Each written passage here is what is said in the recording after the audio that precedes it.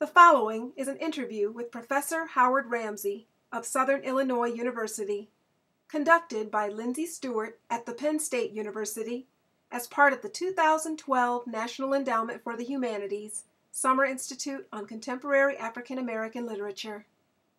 So thank you for being with us, Dr. Rambsy.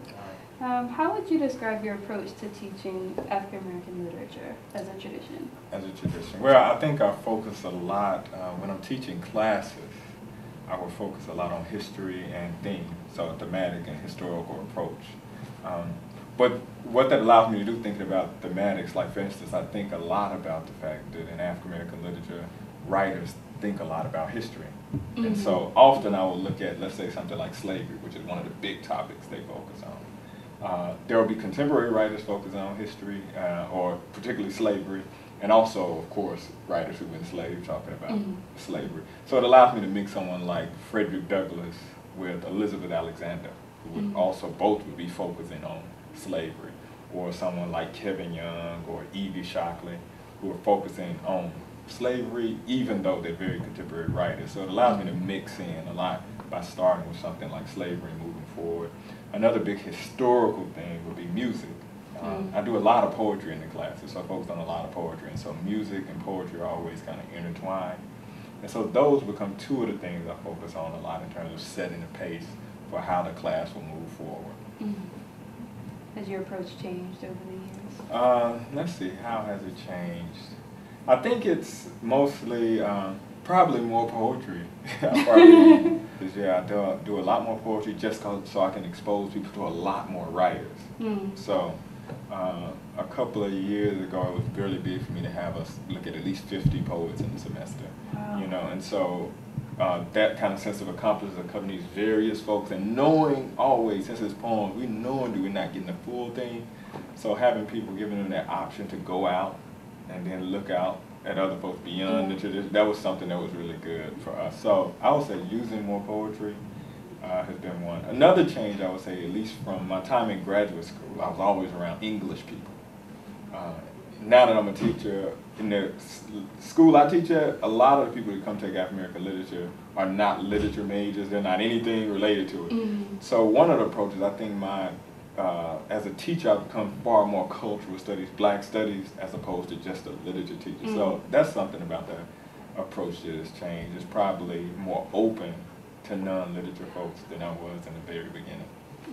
So thinking more about African American literature as a tradition, what was your first response to Ken Warren's proclamation that African American literature has ended since segregation? Oh yeah, my first response, of course, being in poetry, was like, "Dad, where the poets?" I mean, you know, I was reading. We always used to call this thing reading like a graduate student, which meant as soon as you get a book, you go to the index. Yes. And so I went to the index and I started looking, and I didn't see any poets. So I mean, I was very biased already. I was like, "Hold up, how you talking about African American literature? What happened to African American? What was African American literature?" And I was saying, I would always joke on the side. I said, "What was African American poetry?" And so that was my big critique of it was there. But then after I got into conversations, I realized that it didn't, like I felt like his book didn't cover a whole lot. So that it told me, the good thing about it told me a lot about the field of African American literature, how people responded, how it caused people who weren't into African American literature to start getting part of the conversation. Yeah. And so I was just like, oh wow, I mean, it's unfortunate and telling that that's how it creates publicity and attention for a field when it seems that it's dying. So.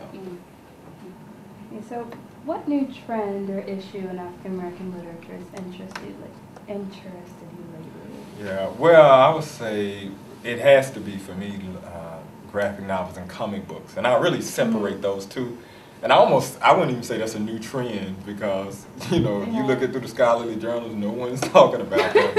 Or if they are talking about them, they will talk about graphic novels, which people in the field, I mean people in comic books, you know, it's a very big difference between graphic novels and comic books. Anyway, I'm very interested in both in a way. I mean, graphic novels, when I'm just trying to be African American and something, because they get you in. But the comic book thing, that takes up a lot of my just like leisure time. But I follow a lot of black artists. And you have to read a lot to even know when you're looking at a black artist, because in the comic book field, they don't announce, hey, I'm a black artist. You just have to kind of know it. But yeah, no, they're fascinating to me. There's this guy, I'm gonna forget Sean's last name, Martin. I forget his last name, but he writes for this newer one called Thief of Thieves. But one of my favorites is this guy named Rob Guillory. Oh, he's from Louisiana, by the way. Okay. Anyway, but he writes for this popular comic book called Chew. And I mean, he's just very good. One of the things that makes him so good, like if you read in comic books, they'll talk about this thing called Easter eggs. And it means like some background visual that's hidden, like that the artist has put there. It doesn't have anything to do with the story. It's just him playing around with you, the reader.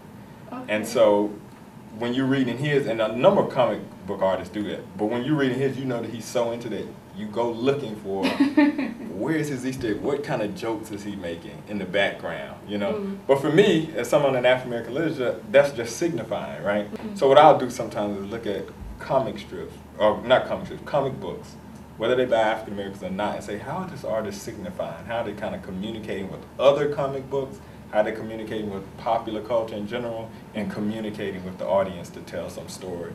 So I find myself using a lot of things that I use in African American literary study to approach comic books. So for me, that's one that's interesting. I don't think it's a trend yet, but maybe. I mean, you hear graphic novels picking up, so eventually folks will figure out and feel, oh, maybe we can look at comic books too. So. How important is it to you to bring graphic novels or comic books or urban hip-hop literature to the classroom? Oh, very important, particularly for some of the populations I serve. For instance, I teach one class that's all African-American males. And so having things that's kind of off the regular canonical matters a lot to those groups. So yeah, that's very important and also necessary in some ways to keep folks' interest. But the contemporary writers, I tend to have a fondness for a number of contemporary writers. People like, well, I mentioned Elizabeth Alexander, but Colson Whitehead is one of my favorite novelists, so bringing him into the class is just regular now. Bloggers like Ta-Nehisi Coates, that's something I bring his work into the class always. So for me, it's there, particularly because contemporary writers seem to be right up on what's happening, and sort of kind of addressing these issues becomes crucial in the class when the students are addressing those issues as well. Right, so transitioning into thinking about the Institute, how did you prepare for your sessions? Oh, well, I was fortunate because she gave me topics that I like a lot. And one of them was technology. And so I went to undergrad here, graduate school here at Penn State. And so one of the things I started doing as soon as I got into grad school, I found this online community called Afrofuturism, where it was black folks trying to think about interactions with race and technology. And so it's interesting now to be coming back, and that was a big theme for me in grad school. On my side, spare time, thinking about race and technology and how they related to then literature. And so preparing for that meant just going back through, thinking about how the work I've been doing on Afrofuturism. And then the other one, she asked me to do something on graphic novels. So I'm going to talk through graphic novels since I've been doing work on that, but I also prepared some side things for the folks that relate to comic books, which move at a quicker pace in a certain kind of way. But a lot of the comic books and a lot of the other like bloggers stuff, they're coming out weekly and daily. So that's just trying to get a handle on all of that. There's so much stuff.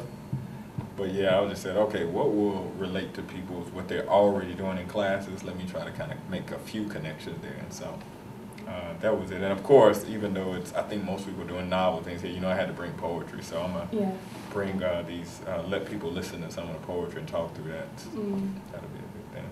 Okay, well, thank you for being with us today, Dr. Rambsy. All right, thank you.